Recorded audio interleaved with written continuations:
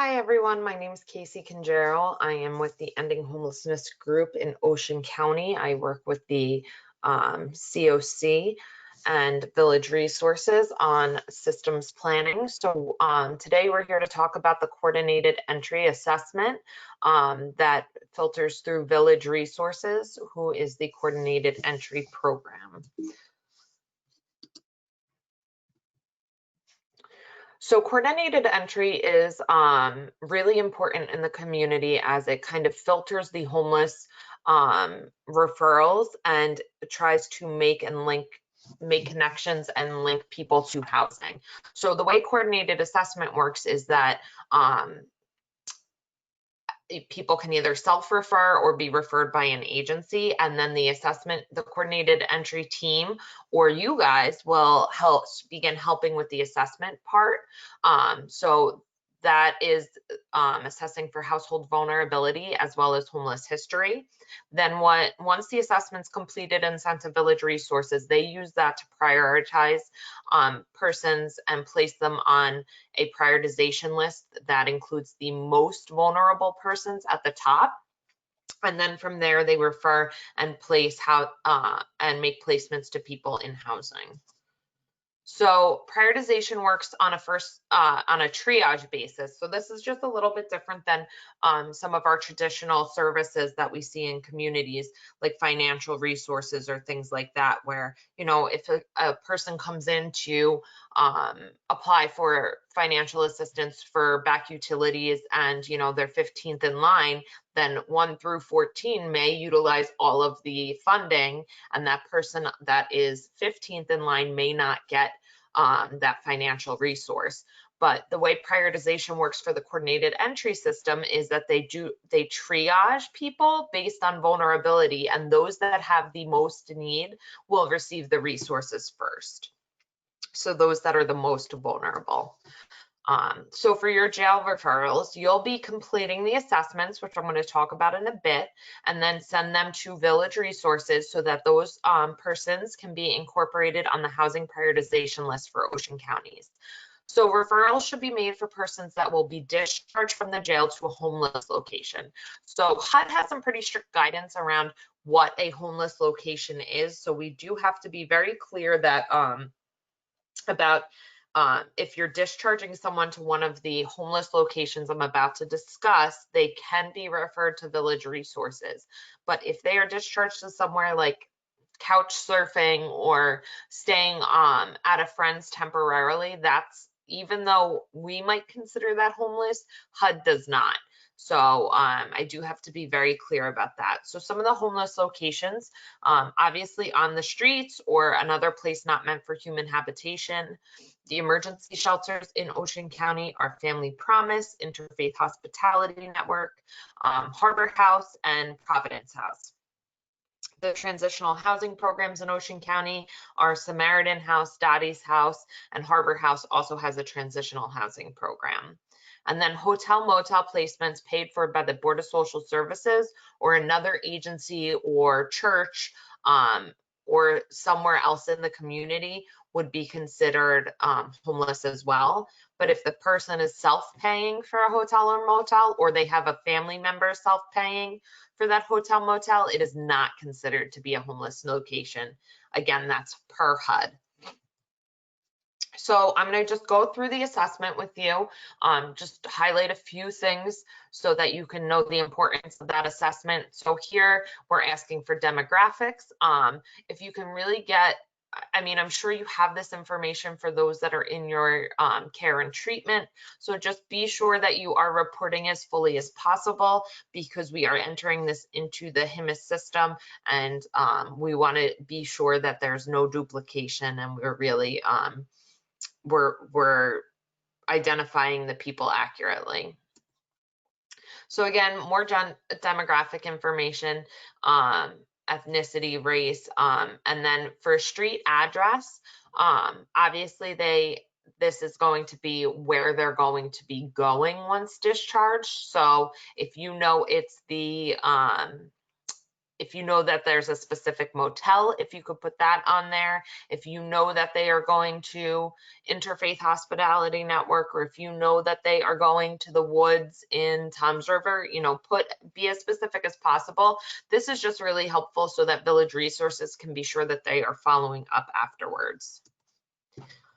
Again, the referral source, so you would put yourself down here, but if there's also another agency that the person is in treatment with, for instance, they are being referred to Ocean Mental Health or Preferred Behavioral Health, if you could just put whoever the contact person is with that agency as well, so that they can be sure to coordinate care.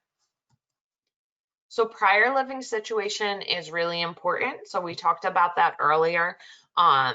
We know that they are currently in a jail, or but before that, if they had been homeless, or where they are going to. So we really just need to show that we have what type of residence the person is in. So for instance, if they were out on the street prior to coming to jail, you would want to indicate that, because we're trying to create here a timeline for determining whether or not the person meets chronically homeless criteria. So again, this is that timeline that I was talking about. We want to know how long that they were staying in the place that they last were. So maybe it is prior to coming to jail, they were in a permanent housing situation, or maybe they've been in jail for the last, year. Just be as specific and clear as possible on getting that history. And then again, we're going to ask, like we asked before, to get that location of where the person is going once they leave the jail. So we're looking for the number of times the client has been on the streets or in emergency shelter in the past 3 years. That's to determine whether or not they meet the criteria for chronically homeless. So the criteria for chronically homeless is the person has to be on these streets or in a homeless location. So that's emergency shelter or on the streets for either 12 months consecutively, or 4 times in the course of 3 years that equals up to 12 months. So again, we, in this bullet number 4, we're looking at how many times the person has been homeless or on the streets in the past 3 years. Those episodes of homelessness should be separated by 7 days in a permanent housing location. So if we're looking at persons that are maybe went and stayed with their mom or a brother for 2 months, and then they were back on the streets because it didn't work out, that would be 2 episodes of homelessness. So just be sure that you are kind of getting a very clear timeline on the last 3 years. So their current living situation, that would be where they are being discharged to when they leave the jail. Income and benefits. So we know that anyone that has disability, their benefits typically get suspended while they're in jail, but if it's anticipated that they will be getting Social Security, renewed once they are out of the jail, please just be sure to indicate that and how much they had been getting prior to entry. Other than that, you're just going to fill this out as completely as possible. Same for income and for the non-cash benefits from any source. So I know that there is a process set up now to help inmates to be referred to TANF and to EA and to GA. So if you're working on any of that, please indicate it here. And then as far as special needs, again, this is pretty straightforward. Most of this you should be able to complete with some of the records that you do have, but we want to be sure that the person is able to sustain and be able to live independently, even if they may need supportive housing to accomplish that.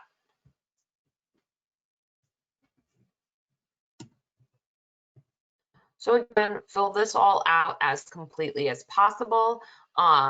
If the client doesn't know and there hasn't been an assessment done, so they haven't seen a medical provider to be diagnosed with a mental health problem, you can select client doesn't know. If you want to just provide Village Resources some notes after the fact of if there's anyone following up in the community on some of these issues, that would be great as well.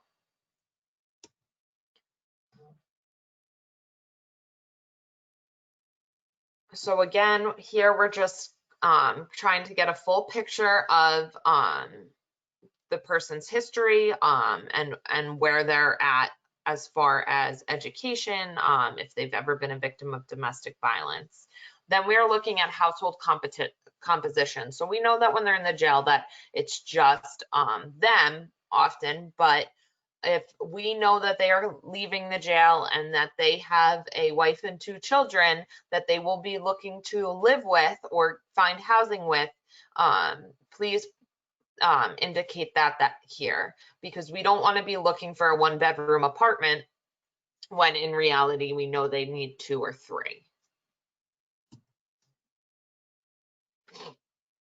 So here we're looking for the homeless cause, what has caused them to be homeless. So understandably, if it's because they're being released from jail and prison and they don't have any anywhere else to go to shelter, that's really good to hear. But also, did drug or alcohol abuse lead them to come be the reason that they're in jail?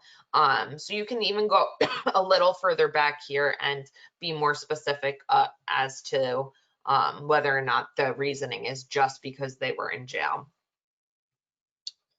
Again, here you're just filling out the zip code of the last permanent address, as much information as you can get. Optional military data elements. If the person has some kind of military history, if you could please just put some information here so that we can at least refer to the SSVF programs that help persons determine their eligibility for VA services. Here we're looking at any kind of training or education. If you could complete this as the best of your ability, that would be great. And then what services they're looking for. So we know that with Village Resources, they're being referred for primarily housing, but is there any other type of care that they will need to keep them in their housing, to maintain that housing? So is the person mentally ill and off of their medications? Once they are stably housed, would they benefit from case management to help link them to services that they might need so that they're able to maintain that housing? So if you could just indicate anything that they might need to, in addition to shelter and housing, that would be great. So some assessment tool questions. We want to know when the last time someone in the household held a job and the longest length of time that person has ever held a job.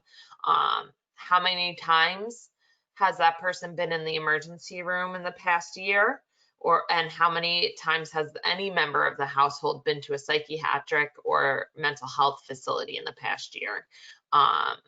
How many times have they been incarcerated, or have they ever been evicted or filed for bankruptcy?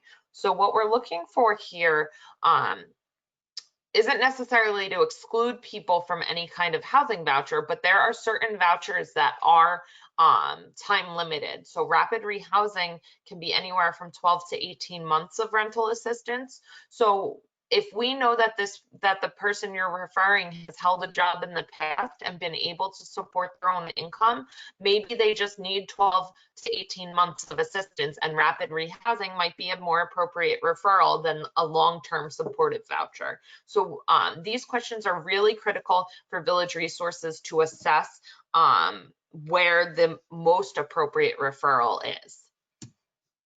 So Village Resources contact information, their phone number is here, their fax number and their email. Jackie Edwards and Kim Field both work for Village Resources. They will respond to any emails that you send, and you can email any questions about completing this assessment to them at this email address. And we thank you very much for your assistance in helping get your clients assessed prior to leaving the jail, so that we can kind of begin working with them as soon as they're out in the community. Thank you guys so much. Have a great day.